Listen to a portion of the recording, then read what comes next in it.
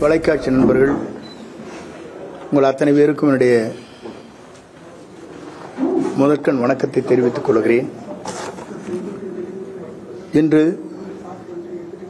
அறிவியல் மேதை வி.சி. ராமன் அவருடைய பிறந்த நாள். அவர் உலகத்திற்கே வழிகாட்டியாக 1930 நோபல் பரிசு பெற்றார். இது இந்தியாவிற்கே ஒரு வரலாறு படைக்கப்பட்ட தினமாக இந்த தினம் எல்லோராலும் போற்றப்படுகிற தினமாக இந்த தினம் திகழ்ந்து கொண்டிருக்கிறது. அறிவியல் மேதைக்கே நோபல் பரிசு கிடைத்ததும் ஒரு காலம்.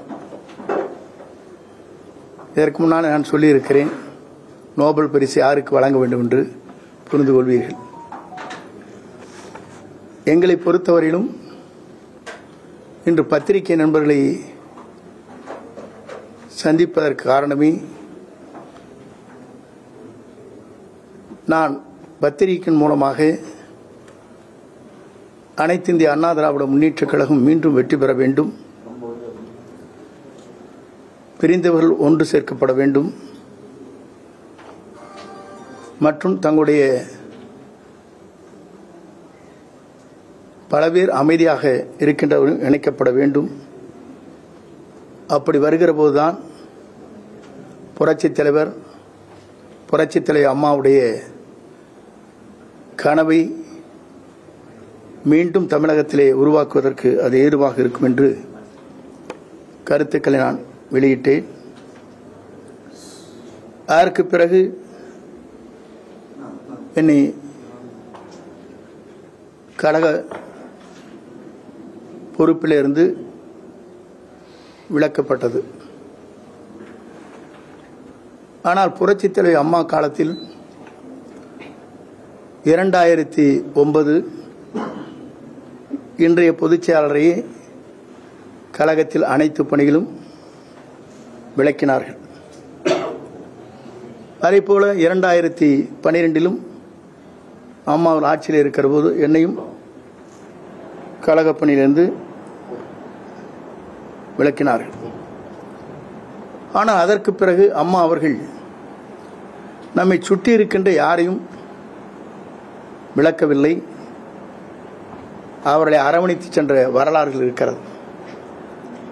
இன்றைக்கு அந்த நிலை இல்லை. யார் நம்மிடத்தில் பேசினாலும் கூட உடனடியாக நடவடிக்கை எடுக்கின்ற நிலை. இது இயக்கத்தை பலவீனப்படுத்துவது மட்டுமல்ல, தன்னை சுற்றி இருக்கின்றவர்களை பலவீனப்படுத்துகிற போது அது யார் செய்கிறார்களோ அவரும் பலவீனம் அடைகிறார்கள். இதுதான் வரலாறு. நான் கூறியது அன்றைக்கு தெளிவாக பத்திரிகை நண்பர்களுக்கு சொல்லியது, கருணாகர் என்ற சட்டமன்ற உறுப்பினர், பல்லாவரத்தை சார்ந்தவர், திராவிட முன்னேற்ற கழகத்தை சார்ந்தவர், அவருடைய மருமகள் அங்கே இருக்கின்ற பணியாற்றுகின்ற பணியாளருக்கும் ஏற்பட்ட நிலையை தமிழ்நாடு முழுவதும் ஆர்ப்பாட்டத்தை நாம் நடத்தினோம். அதற்கு பிறகு நாம் என்ன சொன்னோம் என்று சொன்னால், இதற்கு சிபிஐ விசாரணை தேவை என்று வலியுறுத்தினோம். எதற்கெல்லாம் சிபிஐ விசாரணை வேண்டும் என்று நாம் வலியுறுத்தி கொண்டிருக்கிற போது, கொடநாட்டிலே நடைபெற்ற கொலைகளை பற்றி இதுவரையிலும் குரல் கொடுக்கப்பட்டிருக்கிறதா? எதற்கெடுத்தாலும் சிபிஐ.